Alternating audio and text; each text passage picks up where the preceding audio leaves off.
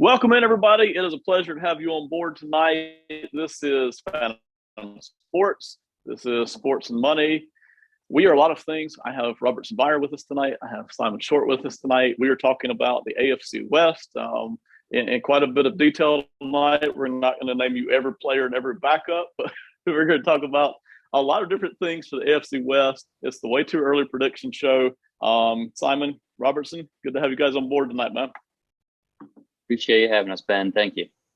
Thanks for having us, Ben. Good to be here. Yeah, thanks for not leaving me hanging there at all. We appreciate you guys watching tonight. Let's get started. The Chiefs last year go 12-5.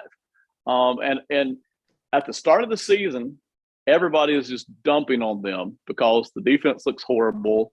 The offense got off to a pretty good start in the first 3 or 4 games, but then by mid-season looked like a dumpster fire too. And so everybody's dumping on them. And then all of a sudden you get down to the end of the season and they're on fire. The defense has figured it out and the offense looks different, but they're still scoring a lot of points and moving the ball a lot. And then it doesn't happen. So they have another frustrating end to a season. And now we're kind of out of that Patrick Mahomes rookie contract window. And, the Chiefs have one Super Bowl win to show for it. So, Robertson, give me just a feel before we even talk about the next season. What do you think it feels like there for Kansas City fans as they look back over the past 4 seasons here? How do you think that the temperature is there in Kansas City? If you look at the past 4 years as a whole, you have to be pleased. They got a Super Bowl. Not many teams could say that in the past 4 years. But this year specifically, I think they have to be a little nervous. I know they're not going to because they're drinking that Patrick Mahomes Kool-Aid, as you said earlier. But before we started, the division is just it's too much. I'm not saying they're going to finish last or even finish second. I think they're the favorites to win the division, but you had so much turnover on the offensive side of the ball, which we'll get to in a little bit. But they had so much turnover. You lost Tyrann Mathieu, which I think is going to be a bigger impact than what people are making it out to be. I think he was a vocal leader on and off the field. What he could do on the field is pretty obvious. So, they did sign Justin Reed, but you can't replace Honey Badger. I've loved Honey Badger, so I'm a little partial, but you just can't replace him just like that. It's a good point. Justin Reed is a decent, solid starting safety, but he does not bring anywhere near the pass coverage skills that Tyrann Mathieu had. Reed is just as physical, but just as good in the box. But Tyrann Mathieu had the ability to cover, not shut down, but to cover anybody in the league and do a decent job of that, even from a safety spot. So I think there's going to be definitely a drop-off in that regard. So I want to ask you, what are the odds? Where would you place them? Chiefs win the Super Bowl versus Chiefs win the playoffs. Or Chiefs miss the playoffs altogether this year. I'm certainly not suggesting a losing record, but just looking at the division and the conference, where would you place those odds at? Chiefs actually winning the Super Bowl versus Chiefs maybe even barely missing the playoffs this year. I think if you had to make one negative odds versus plus odds, I would still favor them making the Super Bowl versus missing the playoffs. I don't see, obviously you lose, Tyreek Hill, Tyrann Mathieu, good players. But this team from a foundational standpoint, I think is just as good as they've been this whole time. And I think when something that kind of got lost in the shuffle last year when things weren't looking too good for Kansas City is everyone needs to keep in mind what happens to teams when they lose the Super Bowl, right? When teams lose the Super Bowl, they usually fall off one way or another in the following season. And the Chiefs version of that was going 12-5, winning the division and losing in the conference championship game. So I think with all of that said, this is the NFL's Golden State Warriors right now. They might not always win it, right? They might not be the truest form of the dynasty where it's the back-to-backs or the three-peats or anything like that. But this is a team that's always going to be in it until number 15 isn't there, I think. And we've seen, and we're going to talk here about how they've kind of retooled around them. Like you mentioned, going from rookie contract to now this extension deal, and Tyreek Hill to no Tyreek Hill, and just how they've kind of revamped this offense a little bit.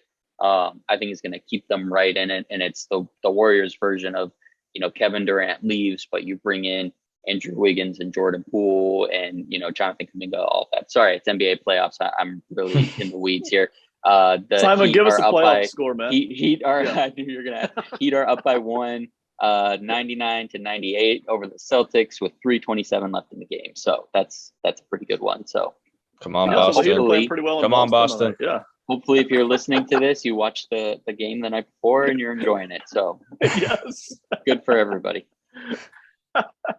So I'm going to come back to you and ask about the wide receiver room in a minute. But Robertson, Vegas agrees with Simon, but just barely. They had the Chiefs, or DraftKings has the Chiefs over/under win-loss at 10.5, with the Chargers at 10 and the Broncos at 10. So it's almost as if Vegas is giving a nod of respect here to Kansas City, but just barely. It seems like Vegas is really hedging their bets here because there are so many teams that are good. So Robertson, I'll ask you, that 10.5 over/under, if you had to pick, which side would you pick there for the Chiefs to fall on? You have to pick the over. I mean, I don't think anyone's picking the under, right? I mean, unless you really believe in Russell Wilson, that he's just going to steamroll, that division and the conference. I mean, you have to believe that the Chiefs are still the favorites. Like, despite how you feel about Patrick Mahomes, he's still a top 5 quarterback. It's still Andy Reid. It's still that offense. He's going to find a way. Even though these pieces aren't Tyreek Hill, he's still going to find a way. Patrick Mahomes is still going to throw 35 touchdowns. I don't see a scenario where they win 10 games. Any less than 10 games or even 11 games, actually. I don't see that scenario happening. If it is, then Chiefs fans are going to be panicking. Robertson, I've felt now for probably a year and a half, 2 years, that Patrick Mahomes, to me, looks a lot more like the Brett Favres of the world, kind of that gunslinger mentality, more so than he does, say, a Tom Brady or Peyton Manning, who just bring these incredible analytic skills to the game. But it's almost like no matter what you present him, at some point he's going to make a play, and at some point he's going to give his team a chance to win the game. Is that fair to say that he is more of that just incredible arm playmaker, gunslinger type of quarterback? Absolutely. I mean, you hit the nail on the head there. I mean, nothing about him oozes he's a mechanic on the field. He's going to pick you apart, which he can do, but he relies much more on his talents and, his ability to just move in the pocket, manipulate the pocket, get out on the run and make a play. And, his receivers have been good enough in the past to beat the coverage and to get open. So, we'll see how he does this year without that crutch of Tyreek Hill, which I will call Tyreek Hill a crutch for him. Because, he just kind of looks back, oh, he's got to be down there somewhere. So, it'll be interesting. But I think Patrick Mahomes will be fine. I think the Chiefs will be fine. Robertson, if you can segue like that, you're going to have an amazing sports career, man. You're going to blast me and Simon off the road because you just beautifully segued right back into Simon. Simon, the Chiefs have a whole receiver room full. I don't know. I'm sure I studied the Chiefs. I'm not sure I can tell you all the receivers right off the top of my head. They have quite a collection of receivers who can do everything. They've got some tool in the box who can do anything they want done, but they don't have anybody in the room who can do what Tyreek Hill can do, and that is be that true elite, unstoppable force. So tell me how you feel about that for the Chiefs specifically this season, Simon.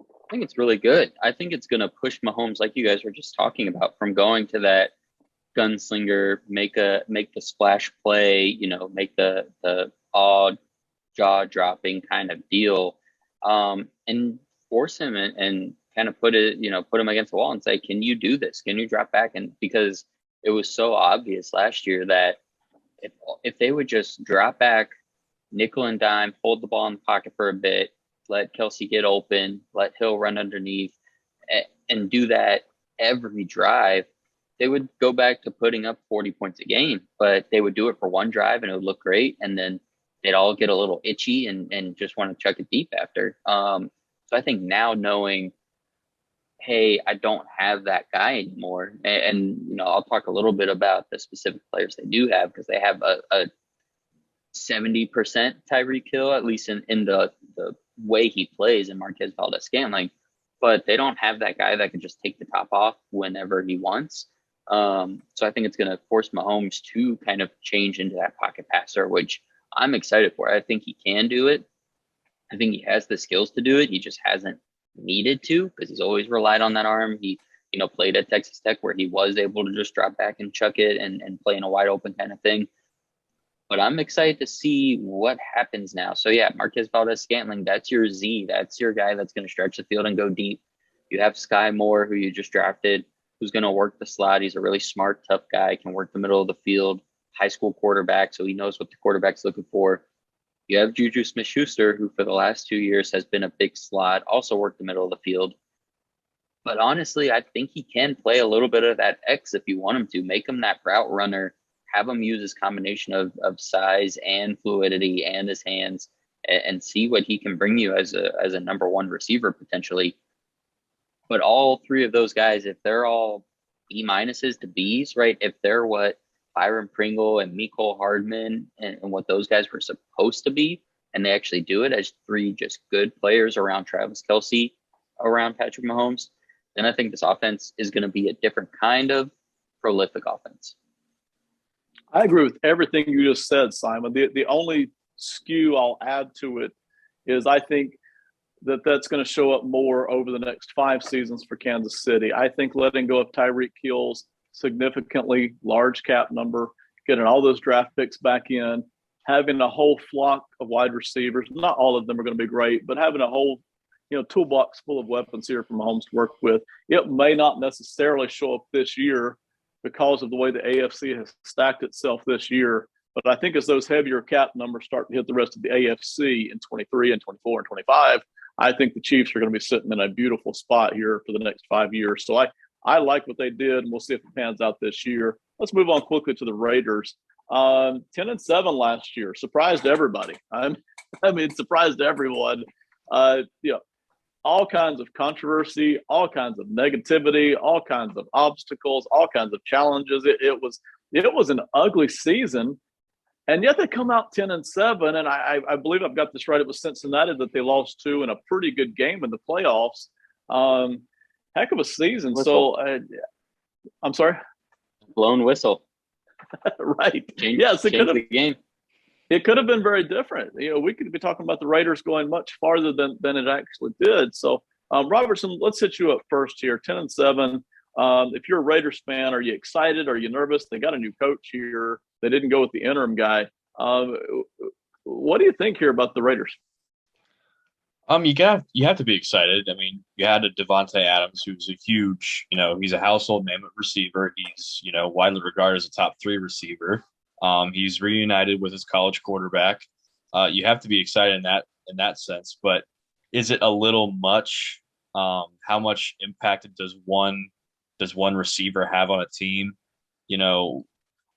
I don't know. I've never thought of Devontae Adams as a top 3 receiver personally. I know he's a great route runner. He's very shifty, but I think part of that has been also Aaron Rodgers to a point. Again, I'll eat my words if come, November, he's, leading the league in receptions and touchdowns and all that. But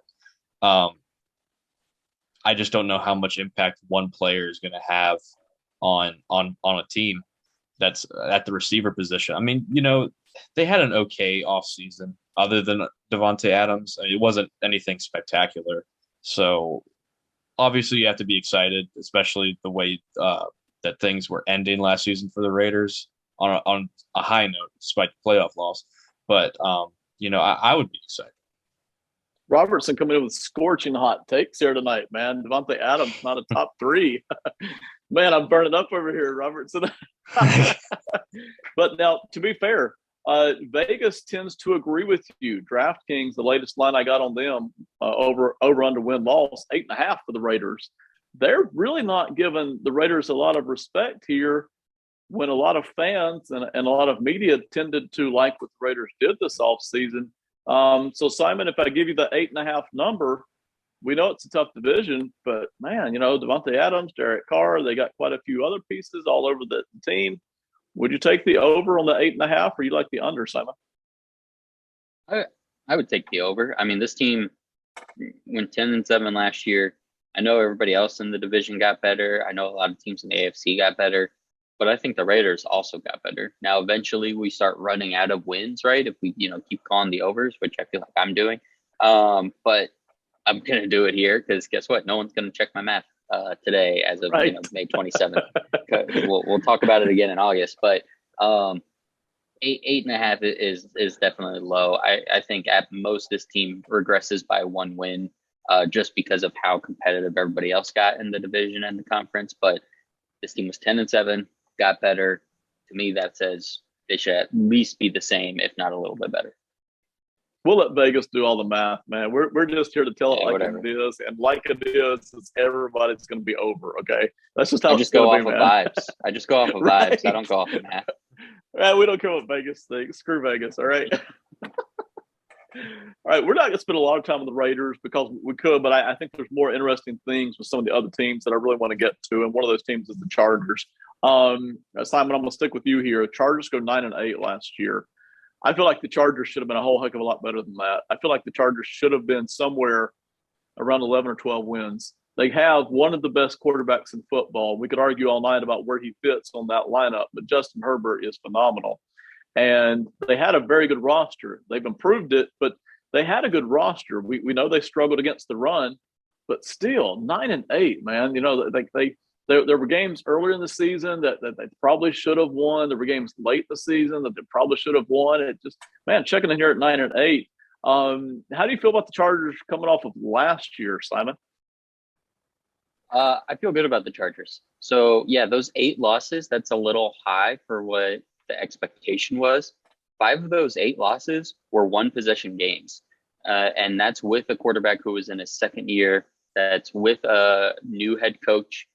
So not only was the head coach new to the job, but that second-year quarterback now had to learn another new offense for him.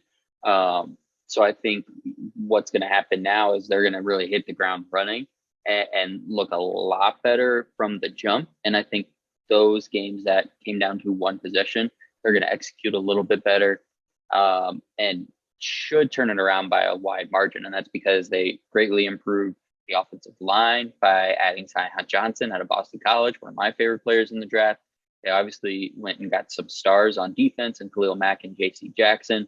So I really, really like what the Chargers did. I think we saw them get a little unlucky last year to have that many losses be one possession.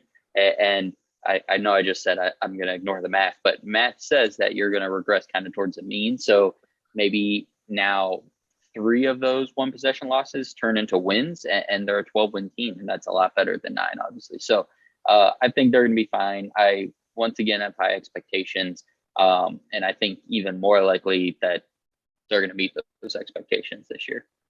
Robertson, I'm going to get right to you here in a second. We're going to talk about the over/under. But Simon, you're stamping all over the ground here that I want to talk about, and that is Brandon Staley. You just talked about regression, and you talked about close games, and you talked about win-losses, and you talked about unlucky, and yet we have a coach in Brandon Staley who is very aggressive in terms of going for 2-point conversions, in terms of going for 4th downs, in terms of being very unorthodox here in terms of NFL play. So talk to me in this next season. What are we going to see from Brandon Staley? Do you think he keeps up that kind of it may not be, but it appears from a distance to be kind of a wild, very aggressive nature? Do you think he keeps that up? Do you think he tones it down? And is that good or bad for San Diego? I think he turns it up. I think he turns it up because now his defense, in theory, is even better than it was last year.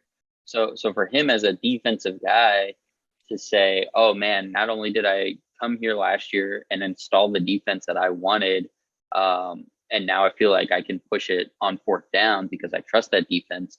Now I've also had another offseason to add even more stars to this defense that I already put together. So you got to feel pretty confident to go for it, you know, let's say on the 50 or maybe even on your 45 and you're going for it and you're like, well, you know what, JC Jackson will cover me back there, so it'll be all right. I think he turns it up because I think that was when they were at their best. I think we actually saw the few times that he kind of moved away from his tendency to really go for it, that actually backfired and hurt them a little bit more. So I think they're going to lean into it, you know, even more this year. Hey, Robertson, I'm not going to move off of this. This is just too good of stuff. On one end, we've got Brandon Staley, who is, I mean, he's afraid of nothing. He's all over the map. He's very unorthodox. He's incredibly aggressive as an NFL standard head coach. And on the other end, the last broadcast, we just talked about Joe Judge, who is on the extreme other end, who is basically, I don't know, I don't want to call it giving up, but I don't know what else you call it. You know, he's I think, total opposite end of the spectrum. How do you like this Brandon Staley stuff, Robertson? I love it. Personally, I love it. I mean, you know, being a Commanders fan, we got Riverboat Ron, you know, going for it. You know, it feels like every other time on fourth down. But I like Brandon Staley. I think, you know, he's going to be even more aggressive this year. I'm agreeing with Simon, but I think he's going to be a little bit more smarter about it. You know, that's not necessarily toning it down, but he's going to kind of be more selective, picking his spots more, because he knows that he is in a very tough division. And so he needs to be aggressive, but at the same time, he's like, okay, I need to know when to just, you know, punt, believe in my defense. They did add Khalil Mack, and they did add J.C. Jackson. So I think it's something to be excited about for Brandon Staley, that, you know, he feels like he can be more aggressive, but, you know, he needs to, at the same time, believe, you know, in his defense at the same time. Robertson, I apologize for picking on you on the air. The volume's going up and down just a little bit. I'll come right back to you here in just a minute. But I am fascinated by what you guys are saying here with Brandon Staley. Both of you think he's not going to back down. He's actually going to be more aggressive this year. It's fascinating when you watch what the Rams are doing with Sean McVay and their method of drafting and team building.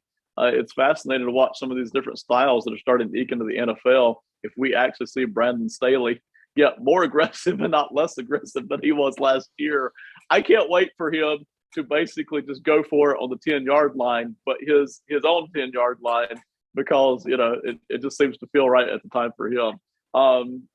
Robertson, the 10 wins over under that DraftKings is presenting.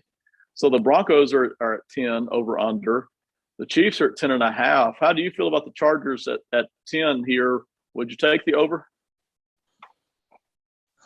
It's tough. I know I keep saying that it's a lot, but the AFC is really tough. Especially this division. I mean, this is, at least on paper, the toughest division in football.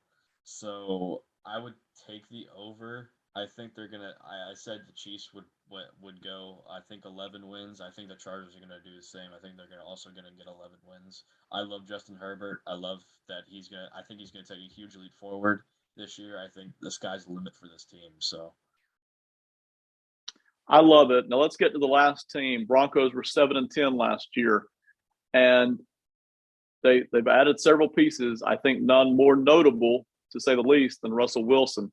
They gave up a lot. Russell Wilson's coming over from Seattle. Seattle's moving on toward the future. You know, Pete Carroll thinks the future is now. Maybe some other people around the country for Seattle think the future is next year or the year after.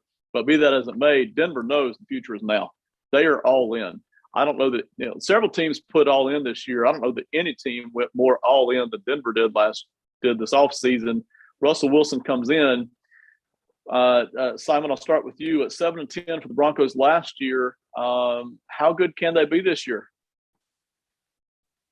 I mean, they could be one of the best teams in the, you know, entire league, but I think the issue with that is it's all projection. This team, you know, last year at 7-10, which is a fine record, but this was a team that, you know, you watched them 2 years ago and into last year, and there was just, oh, they're just a franchise quarterback away. Look at these great young skill guys, yada, yada. But it's nothing that really ever stood out to me as like, oh, these guys just like need that quarterback to unlock them. I think the quarterback will make them look a lot better, obviously. I mean, Russell Wilson over Teddy Bridgewater and for sure, you know, Drew Lock is going to make those guys look good. Does he turn any of those guys into, you know, Pro Bowlers, All Pros, top 15 receivers. I don't know. Courtland Sutton, maybe Jerry Jeudy. You would like to think so. Hamler, I don't know, but you would like to think that. And sure, there's definitely a world where they become,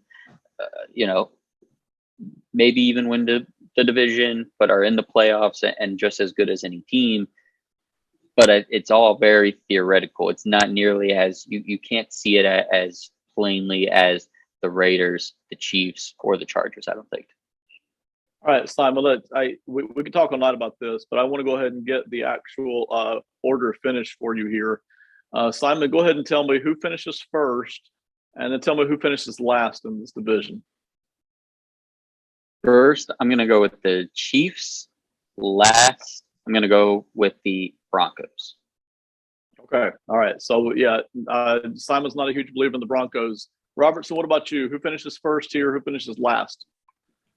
I'm going to say Chiefs finish first, and I think the Raiders finish last. I'm a big believer in Russell Wilson. I love Russell Wilson, so I think the Broncos are at least going to get the last wild card spot. So I believe in the Chiefs. I mean, sorry, the Broncos. Russell Wilson. I don't think there's an uninteresting game in the AFC this year. I think at least for the first half of the year, I think every single game is going to be fascinating beyond belief. And probably half of the NFC games are the same way. It should be just absolutely electric. Robertson, let me stay with you here. If you had to make a number, how many playoff teams do we get out of the AFC West this year? Given what we have also in the AFC North, yeah, I'll say 2, just because I think one of these teams, I don't know which, because I like all of them, really, I do. One of these teams is not going to perform the way that we expect them to. So I'm going to go with 2, and I think the other one would come out of the North. But it's hard to pick which one is not going to make it, just because I think they all have, they all have very good indicators of success. So I'll only go with 2. So it's a tough decision as to who won't make it, though. Totally agree with that part of it. Vegas agrees with you. That's why they've got them in a cluster here, 10, 10.5, 8.5 for all 4 of these teams. Simon, I'll end it with you here. How many playoff teams do we get out of this division this year? I think we get 3 from this one. I know that for what I just predicted a minute ago, that means Chiefs, Raiders, Chargers. But I think if you're talking odds, you're talking probabilities, I think all 4 of these teams are going to be in that playoff mix. And Robertson was right to mention the AFC North as well. But I think the AFC South is only going to have the 1. I think the AFC East is only going to have the 1. So I think we probably get 2 out of the North, and I think we can get 3 out of the West. And I do think it could be any 3. But Chiefs, Chargers, Raiders, I firmly believe could all be in the playoffs. It's going to be fascinating. We are not far away. Everybody take your summer vacations and hurry back because it's going to start shortly after that. Okay. So thank you so much for watching. Simon Robertson, thank you for doing the work tonight. We've got tons more content coming. We're fixing to do another video right after this video. You can find us on Twitter. You can find us on Phantom Sports, both the website and the YouTube channel. You can find us on Sports and Money, both KC and Pro Football GM. We are all over the place. So if you like this kind of stuff, like it, subscribe it, suggest it to someone else. Thank you all for watching. We'll see you next time. Have a great one. Goodbye.